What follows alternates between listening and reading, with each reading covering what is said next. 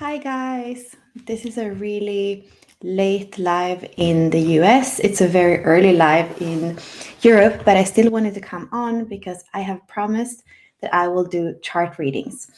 And I've had people in my group post their Gene Key chart and their human design chart, and I've done it by profile. So when it comes to Gene Keys and to human design, we have what we call profile, and there are 12 different profiles.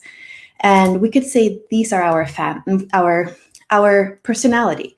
And you could think about, for example, the Enneagram. That's a way of speaking about personality. You could think about the life path number in numerology. That's another way. Or, for example, Myers-Briggs. It's another way of speaking about it. So in Gene Keys and human design, we have a personality that is made up of two numbers.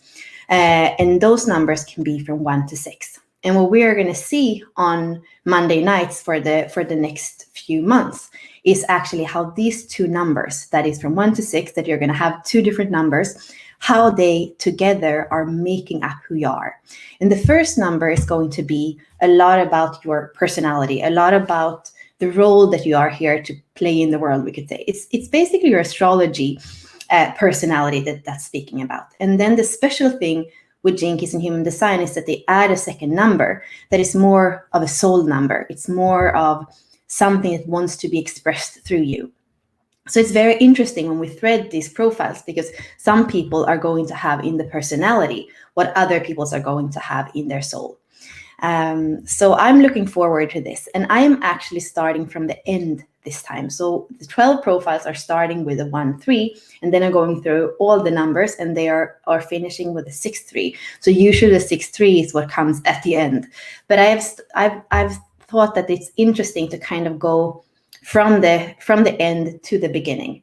And the 6-3 is a role model. It's somebody who is here to have three distinct phases of life, to start out in trial and error. And the first 30 years, or the first Saturn return, it's about really just playing with energy and experiences and kind of going up that ladder and falling down and having interactions and understanding what works and what doesn't work. And what happens with the 6 line is that after those 30 years, it's kind of not built for being that, for having a life that is so tumultuous. So it's going to kind of feel like a kitten that you put in a tumble dryer, and you let it do like this for 30 years, and it's going to come out and it's going to be like, life can't be like this. This is not what I'm here for. And then it's going to go up on the roof, and it's going to, hopefully be able to be more discerning. Okay, what are the friends that I need to have? What are the projects that I need to go into? And kind of start choosing with more discernment.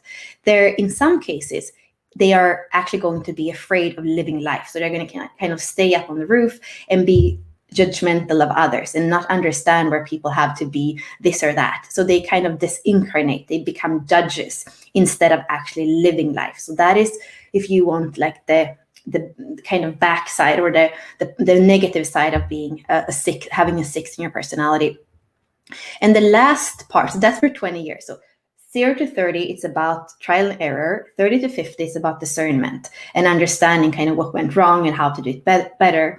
And then from 50 forward, it's about coming down really from the roof and become an example for others. And really by your own life, you show how to walk, life, and you can inspire others. The 6 is not going to be a traditional leader. It's not going to want to lead anybody. It actually just wants to live its life in integrity, you could say, with the values that it has developed through life. And what more to say about the 6? The 6 is a lot about truth, values, about also innocence, because although the 6 has had all these experiences in their life, it's actually about still be able to feel that innocence, to not let go of the dream, to still have the vision. And what the 6s are needing is other people around them that can see in that direction, that can also see the dream, what's coming, the future. And if the 6 doesn't have that kind of of environment or the people around it, it can start to either judge others, or it could also resign and say, okay, I'm just going to settle. And the world is probably not going to look like I know that it can look. We are probably not going to evolve. It's going to be when I'm already dead. And then it has this life of resignation and compromise. So that would also be the bad side of it. But in the positive, it would remain a visionary. It will remain innocent, although it has fallen so many times. And it's going to have this, it's going to be able to see life kind of from the sixth chakra, or the third eye, of really being able to see the big perspective and not getting bogged down in the details and in the fear and in the kind of competition of a lot of other people. So that is the sixth line. So that's the first line of the type we are going to speak about today. And the second one, the one that's more in this case in the soul, is going to be the third line. And the third line, we have basically already spoken about it, because it's the first 30 years of the sixth line. So it's all about trial and error. It's all about interaction. The difference is that the third line is built for that. So if you have this combination, it's actually going to have kind of a double flavor. And imagine that for the first 30 years, it's going to be all about trial and error. So if you are a parent to a 6-3, for example, you are going to see that child kind of choose the wrong friends and like break their legs and whatever you can think of. It's going to be chaotic. It can be difficult, but to know that there's something with it. This is the life path. It's learning through kind of burning yourself. If we are speaking about elements and chakras, the third line is the third chakra and it's the element of fire. So it is that thing about playing with fire. And this personality aspect, when you have the combination, the third line is actually robust. So it's somebody who can continue not only for 30 years, but for their whole life to be in playfulness, to be in trial and error. And the negative side of the third line is that it can want to run away from the failure, because other people might put shame on it. Other people might say, you're always a failure. You're such a shame for the family, for example. And then the third line has to kind of start to lie, or start to escape, or start to kind of find a way to seek approval and attention, because it's like the life is a failure. But if you're becoming a clown or actor or something, or you can do, who knows, like those extreme sports, so that you in some way you get attention for your risk taking, for your trial and error. And the third line, it's thriving when it doesn't have pressure, when it doesn't have an agenda. It kind of wants to play for its whole life. And it's important for the third line to find things where there is a true wholeheartedness that can lead to a commitment. That's the most important for the third line, to feel like, oh, this is like igniting my passion. This is really what I love to do. This is a full yes. That's when the third line can really continue to kind of have energy for whatever it is. And it can actually be beautiful in that sense, in the commitment. And it's always going to feel good to come to third line. And you're going to be like, whatever has happened to you, you can speak to them and they are going to tell you, I've been there. Don't worry. I understand you. They can be very understanding in that way, in the higher expression. So today we're going to look at some charts that people have posted that are 3 sixes. So they have this unique combination of like their personality. They are here to grow into role model. And it's going to be probably when there are children, we're going to feel like that there is a wisdom, like there is something there under the trial and error. You can still feel that quality in the sixth line, but it's not going to really start to have that quality of a role model or an example until after 30. And even more after 50. And then the soul here is the third line. So it's almost, it's interesting to have a soul that is always in trial and error. It feels like it would be easier to have the other way around, like a person who kind of is in trial and error. And then the soul is more wise, and it's like in a sixth line. And maybe this is the most difficult profile in some sense. This is the last one of the 12. So it's kind of coming back to the beginning, where you're going to start over with the 1-3. And probably I would say a key word for this profile is surrender. Because when you have a soul that kind of wants you to be in that experimentation, it's like the personality that wants to be perfect just has to surrender to the soul. Like the soul is really what is stable. The soul is on the side of the Human Design and Gene Key that we say are containing the DNA, the lineage. It's these things that are like you can't manipulate that with your mind or like by trying to be something. It's there. It's encoded in you. So for a 6-3, it's going to have to let go of that perfection of the mind and tune into the wisdom of the body and know that failure doesn't exist. It's all about learning. It's all about living. It's all about playfulness and celebration. That's what the 6-3 is really coming into on their journey. And last thing, when it comes to statistics, the 6-3 is less than 3% of the population. So it is kind of unusual. So what we are going to do now is that we are going to go into the charts and we're going to speak in those specific charts about the 6-3, and depending on how the chart looks in other places. And you're going to be able to see the difference between two different charts. And also you're going to get a sense of when I go into the chart, like how much uniqueness that there is in there. Even if the profile is super important and a big part of our chart, there is so much more. So let's see if I can change. Here we go. So here we have a beautiful chart, and I think it's Daniel Holman's art in the background. I'm just going to make sure that you can see when I point on my screen. Yeah, that seems good. So here we have a person who is a 6-3. So we have the 0.6 in the life's work, the 0.6 in the evolution. And then in the other green keys, we have the 0.3 and the 0.3. So this is how you know that this is a 6-3. And I'm just going to show you in Human Design as well. It's very small for you. Let's see if I can make it bigger. So here you're going to see Sun and Earth, which are the planet symbols, 0.6 and 0.3. So that's how you know what you are. It's going to say, if you look at your Human Design, it's going to say 6-3, right? But if you have for example, your gene keys, you can just look at what's after the dot in those outer spheres. So let's see here. Now my computer is thinking. So here we have a 6-3 that is a generator, and that is an emotional generator. So here we know that this person who has this profile that we have spoken about is going to always have energy that it kind of puts out in the world and that is regenerating. So it's very important for this 6-3 to use the energy wisely.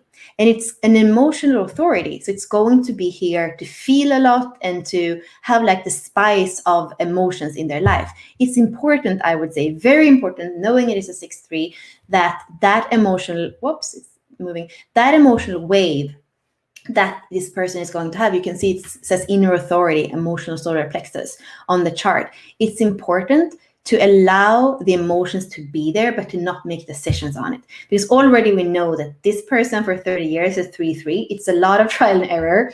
So we want to make sure that it's not going to add to the turbulence while making decisions when it's very happy or very sad. That is super important. We can also see that there is a split. It's like the 3 centers on the bottom that are the red center and the two brown centers. They are by themselves. And then you have like a cluster higher up with the yellow center, throat center, and the ajna. So here we have kind of 2 parts, and it's so important for this person. Since it's a generator, the generator is ruled by that red square, that's where the energy comes from. It's all about using your life force right. It's all about being grounded in your root chakra. It's all about living your emotions, accepting and surrendering to them, but not making decisions on them. Waiting until you feel calm inside, then you make decisions. This is your authority. So that has to work first. It's very important that this happens first, and then after that, you can see the throat center that has all these activations in it that that cannot work correctly until you have accepted that you are a generator, that you need to accept and live with that emotional authority, and you need to be grounded. Otherwise, the beauty of your throat with all these activations are not going to be expressed in a way that is going to add to your life and have you use your energy right. So first and foremost, use your life force right. Then I think you can be a spokesperson for anything. And there is something beautiful about what you're going to devote your life to. And I'm not going to do a lot more here. I'm going to go back to this one because here is the devotion that I was speaking about. So you can see here that you have a person that is grounded in devotion, that is grounded in a movement, in a playfulness, in a wholeheartedness of that play of life, of that saying yes to the experience and being in it fully. And that says 99% commitment is not true commitment. I'm only going to say yes to the things that really I'm going to be able to say yes to completely. That is the grounding. That's the third line. The third line, when you have it here, it's about interaction and experience and movement. That's the body. That's the soul. And I feel like even here, there can be kind of this thing what we're saying between the mind that wants perfection and the body that is so much more intelligent. The body has a 30, which is about fire. So it's the two trigrams in the I Ching that make up this hexagram are fire over fire. So there's a lot of fire. And then here in the 29, it's all about the elements of water. So you have a beautiful alchemy of your body that is here to show its wisdom to you. And that leads us into you having the divine feminine as your vocation, that having a listening that is always hearing. I feel like it's always hearing if there's freedom or if there isn't freedom. And you are here to provoke. You're here to make sure that freedom exists and that the feminine principle is kind of, we are healing and allowing the feminine principle to speak. And it's also, again, in your IQ, important that you don't go up into the 6th line and become too mental, become too objective. Your life is a lot about the alchemy, a lot about the yin, a lot about the listening, not so much about the doing and about the thinking. And in your everyday life, you have like style or unique style and working in small groups. So in your everyday life, the way that you express your devotion, the way that you express this femininity is in small groups of 3 to 15 people. And it's going to be your spontaneous, unique expression. You have the same thing here in your life's work. The 23 is about spontaneous, unique expression. It's the throat center. The 8 is the same. So that's the way that your genius comes out in the world. It's very spontaneous. And I would say the biggest trap here is perfection and the mind. And when that is overcome, you are going to be that example for the world. So this is like a very fast, a very kind of overview, but it says a lot about this person already. Like it feels like we know her a little bit. So now we're going to go, and this was Maya. So now we're going to go back to Sami. And here I'm actually showing you another kind of human design. There are many different places. It's my body graph, genetic matrix. There are different places, the 64 keys, where you can make your free human design chart. The same thing with the gene keys. The one I first showed is on the Gene Key website, and it's free. So you can make your charts. You only need your birth information. So here we see suddenly a chart that is not a generator. It doesn't have this red square in the middle. It really only has 2 centers that are filled in. So here we have a 6-3 that already have a lot of turbulence, right? Especially in the beginning of the life, that also have all these open centers. And the open centers, the white centers, is where energy comes into you. And you are going to feel everything that is in your environment, everybody is around you, their emotions, their thoughts, their whatever, like everything you're going to feel it in those open centers. And your life as a 6-3 is going to be a lot about that discernment. What's mine, what's not mine. The not self theme of the open head is Are you thinking your own thoughts? Are you responding to your own questions or other people's questions? The open Ajna is like, are you pretending to be certain? Then basically with that open Ajna, you are just here to have all these different ideas and thoughts, and you're not supposed to like become fixed on anything. The open throat center is about being pressured to say what other people want you to say, and to have to maybe seek approval again, like we were saying, that combined with that third line that you have in your personality, that you have in your profile, that's going to could be you just saying what you're pressured to say, to kind of not have to deal with things. And then the open G, it's about it's about identity, direction, and love. So here you have an openness there. You could have other people interfere with that. Here you have the ego center, and this is about self-worth. So here you could like overpromise or feel like you're not valued enough. Here you have the splenic center, and this is about the immune system. It's about intuition. It's about knowing what's good and what's not good for you. So here you could hold on to things that are not good for you and not really understand how much they are actually not good for you. And here with the open sacral, it's about you're taking in other people's life force, other people's like sexual vibes, all the time. And you can kind of, it can be beautiful in one way, because you can kind of really feel their energy and almost kind of use their fuel to have energy. But then when you're alone at night, again, you're going maybe to feel exhausted, and you don't realize that you're running on somebody else's energy. So all the open centers are kind of risks. And when you are a 6-3 and you have these first 30 years of trial and error, I think that can be intense. You are a projector, so you are here to guide. And that's what I can see you do really in the last parts, in the 2-second periods of your life.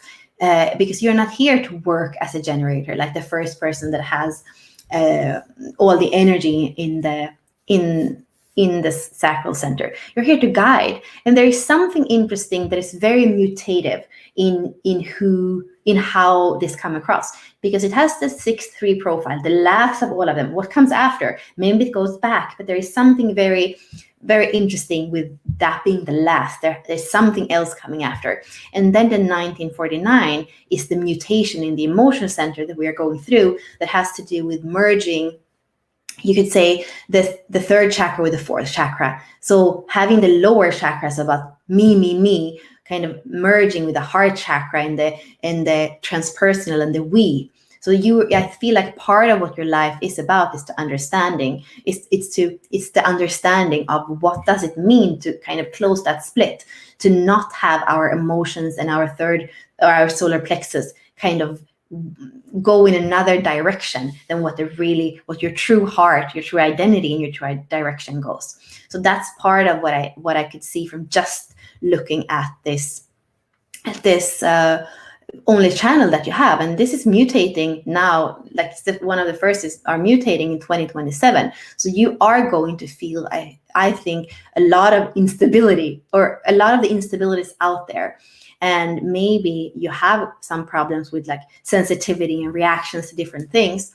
And there is something too with the 18 that you have 1, 2, 3, 4 times. So you're going to be really good at discerning what needs correcting, because with all this openness, with having the overview of the 6th line, with having the playfulness and the trial and error of the 3rd line, you are going to just be able to see everything that's wrong. And you are going to be able to point it out. And that's where I feel like you need to be a little bit careful, because you are a futuristic being. You also have the very, very last line in the whole I Ching, in the whole gene keys, the 64, which is the last one, and the 6th line, which is the last line. So you are somehow before your time. You're being of the future. And with seeing everything that's wrong, and kind of having also the possibility to react, I think you could be a little bit intense for people, because you kind of see what works and what doesn't work. And then if you impose that, I think some people wouldn't be ready yet. So it would be interesting to hear from you if that's part of what you have lived. And I would say it's so important for you that you don't forget why you're here. Because if you just go into kind of like in a way that is the people are resisting, saying what's wrong, I think that you could forget why you're here, and because you need other people. Remember, the sixth line need other people to looks in the same direction, that sees your vision. So if you are going to share this with people that can't see your vision, you're going to be depressed. So it's more about your own journey, tuning into this sensitivity in a beautiful way that you have, so that you can remember why you came here, so that you can have your true revelations. And then as a role model, it's not by pointing anything out to others, but it's really about living your life from your truth. People are going to start to be like, wow, he's remembering something, he knows something that we don't know, and they're going to start to ask you, they're going to start to want to know. And then it's invited. And for a projector, when you're invited to share your truth, it's going to be so much more powerful. I also want to go in to look, and this is not, the photo is not so good, but I really want to go in a little bit and show you the same thing. So here we have the 0.6, the 0.6, the 0.3, the 0.3. So this is a 6-3 profile. This is the way we see it in the gene keys. And I see that you are born in, my dad is from also Andalusia in Spain, and I could see in your Pluto that you were born in 81 or 82. So right a year before me. So we have some of the outer planets, the 32, for example, that we have been in right now. The sun has been in the 32. It's been a lot about understanding what's worth preserving and what do we have to cut off. Like, what is the weed that doesn't work anymore? So we have that thing in common. And I think that is important for you. I mean, for me, I feel like more than to point out what's wrong, it's about you walking your life in integrity and you asking questions. If you go to whoever or whatever organization and say, this is wrong, this doesn't work, you are probably going to be, you have this activation that has to do with the genius or the freak. They're going to be deaf. Either they're going to say you're a freak, or they're going to be deaf at what you say, or they're going to say that you're kind of prideful, or you think you know best. So I would say you having the gift of inquiry that leads to truth, the best way you can do it is to ask questions. And then they can actually understand by themselves, by their own answers, what is going on. And I would say we need some gentleness in your life. There are a lot of things, there's a lot of power, and there's also big sensitivity. So I would say that gentleness with yourself is important. You are a kind of light warrior. You are a being of the future. I keep saying it because it's so really evident in your chart. And even here, it's like on the earthly plane, you are going to see it as a limitation. You are going to see this planet sometimes, I think, if somewhere you can't really plant your seeds, and it's going to be a little bit tough for you. But it's about finding the purpose. Although this is how you haven't come to the wrong planet, you just have to wait a little bit before you can bloom. And I mean, now you're after you're 30, so I think you have started to discern, where do you have the people that see in the same direction as you? Where do you have the people that have a similar imagination as you have? And you have learned to have grace even when you see that something is not working the way it's supposed to work. And you don't need to convince everybody that are not ready to hear. Instead, you can find your allies that are also imagining the future with you, that are asking the right questions. And then suddenly, instead of being somebody that people think is like prideful or stubborn, it's that you come into your true artfulness, and you come into your playfulness, you come into synergy with others, because you're not putting yourself over. You're not becoming the judge, for example, that we were saying. You're not disincarnating, saying, oh, I'm in the wrong planet, I'm not going to struggle here, I'm just going to sit here and point out everything that's wrong. No, that's not what you're here to do. You're here to play. You're here to gather the people that are in synergy with you. You are here to be in your artfulness, in your playfulness. And that's when you're becoming a role model for this true integrity. That's powerful. You're here to speak about your love. You're here to speak about what worked for you, what didn't work for you. And then people are going to feel this. They're going to feel that you are somebody who's been through so much and somebody that they can trust. And that's really the best way for you to kind of change the things around if you don't feel understood in life. And if you feel like the world is not ready for your wisdom or your corrections.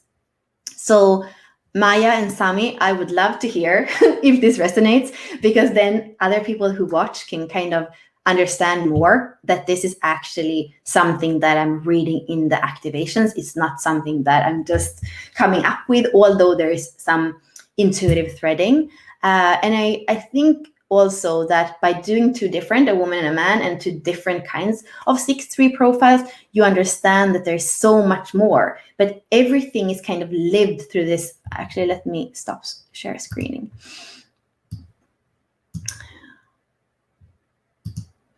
So that there are differences, right? Actually there are comments too. So maybe I'll go through some comments. So both these people have different unique charts with, like, there are 64 keys, there are 6 lines in each keys, there are like 384 different ways that you can live out in each of these activations. But still, as a 6-3, you are going to have a similar life path. You're going to have these 3 phases. You're going to have your soul that is here to be in movement. That is not here to give up and compromise or kind of like become outside the body. So it's really the profile is really that kind of lens that your life works through. And even more you're going to see in the other profiles, like how we thread those numbers. So the 6 and the 3 are going to come back in many of the other profiles, but in a different constellation. So I'm going to post inside the CLN in the Unlock Your Genius group. I will post so that you can add your charts there if you want to have a free reading. I'm going to put it probably on Facebook as well so that you can post it there. These ones were taken from the Gene Keys and Human Design group that we have. So that's going to continue to be a place where you can post your charts. And I'm going to actually go to the what is it called? The comments after, because I see that I've already been on for more than half an hour, and those Monday lives are kind of more 10-15 minute snippets. But I just really felt to kind of introduce this to you today, and I'm really looking forward to the journey through all the 12 profiles, and to have you guys also comment on the ones that you are, to come in and kind of share, because I'm a 4-6, so that's kind of what I know from my own experience. So this is really, really valuable to have you guys comment. And next time I'll see if I can also have, oh, Maya's even on here. Oh my God, that's so cool. Yeah, you see here, so you can read Maya's comments and see how she felt about it. Okay, well, thank you everybody, and I will be back on next Monday. Bye.